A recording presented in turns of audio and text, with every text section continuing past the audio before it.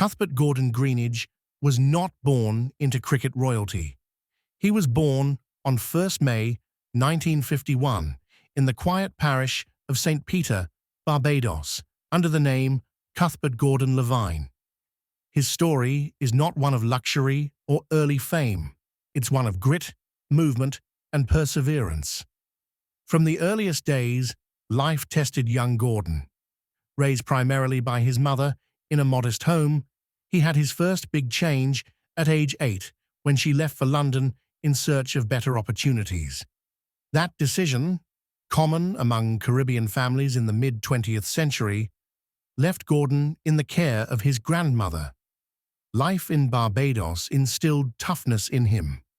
The searing Caribbean sun, the raw community spirit, and the ever-present thud of a bat meeting a ball on makeshift pitches.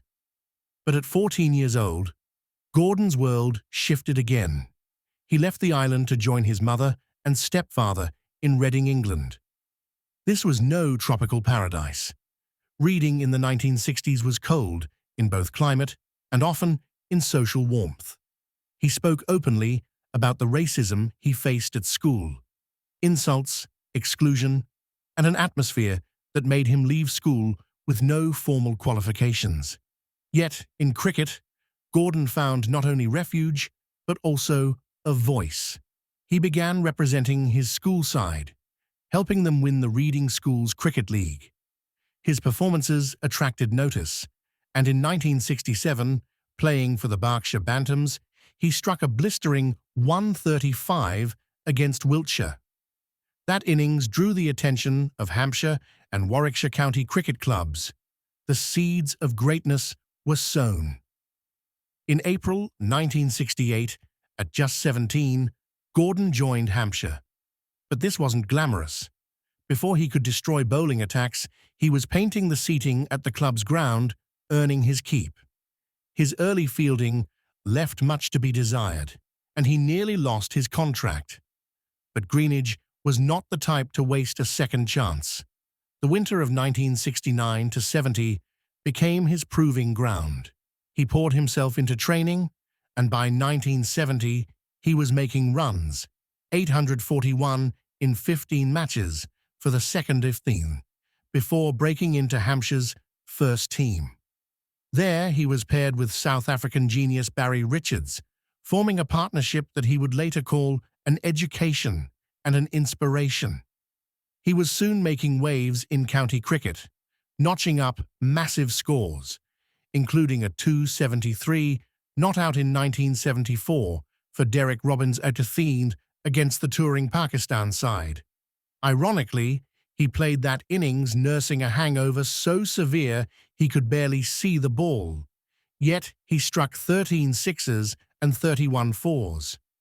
By the mid-80s, he was a giant in county cricket, earning accolades such as the Hampshire Cricket Society Player of the Year, 1986. His domestic tally was staggering: 37,000 first-class runs and 92 centuries. His aggressive style, combined with immense power, made him one of the most feared openers in the English County Championship. Although eligible to play for England, Gordon's heartbeat Caribbean. In 1974, he debuted for the West Indies in Bangalore against India and announced himself in style, scoring 93 and 107 in his very first test. The 1975 World Cup was his first taste of global cricket. He contributed a vital 55 in the semi-final against New Zealand as the West Indies lifted the trophy. But his defining years were yet to come. If cricket had its equivalent of rock and roll duos, Gordon Greenidge and Desmond Haynes would be the Mick Jagger and Keith Richards of opening partnerships. First paired in 1978, they built a legendary 6,482 runs together in tests at an average over 47. In ODIs, they were even deadlier, 5,150 runs at 52.55. Haynes himself admitted Gordon was the better player.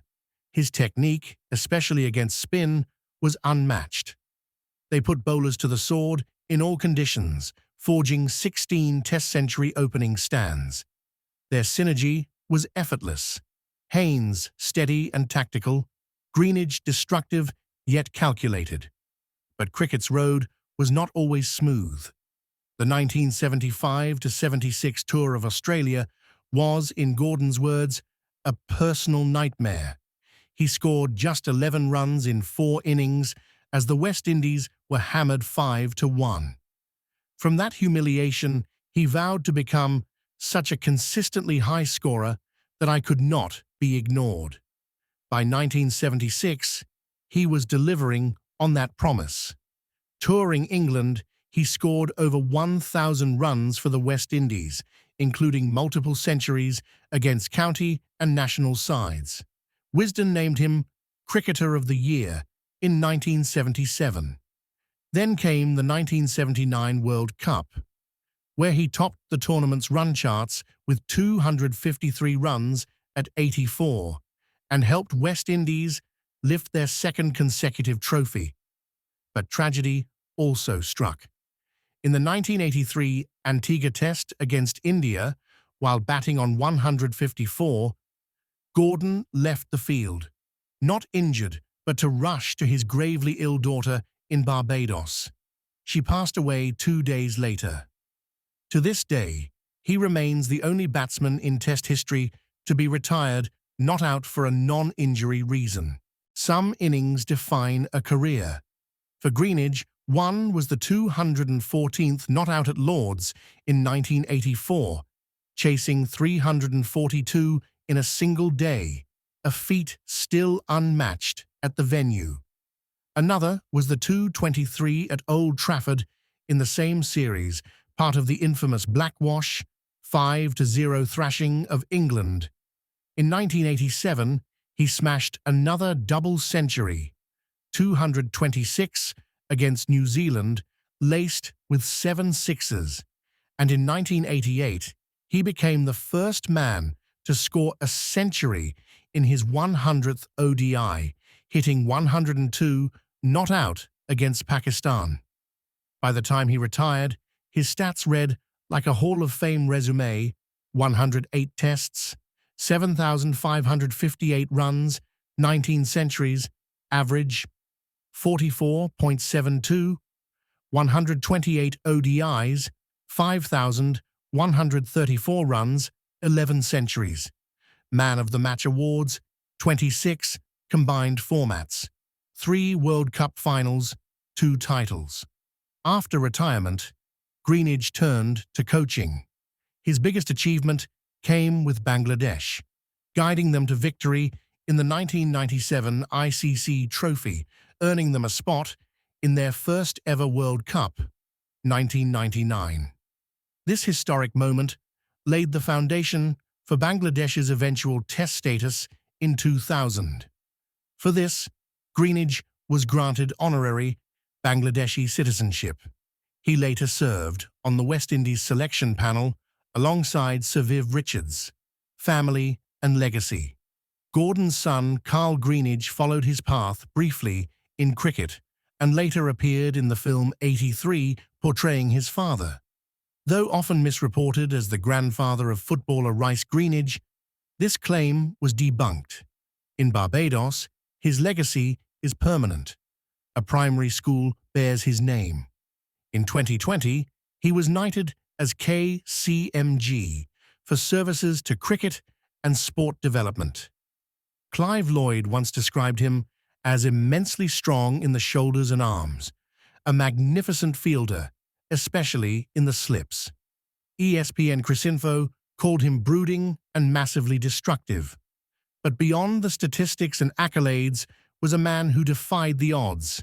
An immigrant boy in England facing discrimination, a batsman who turned humiliation into mastery, and a Caribbean warrior whose name is etched in cricket's golden era. Please subscribe for more.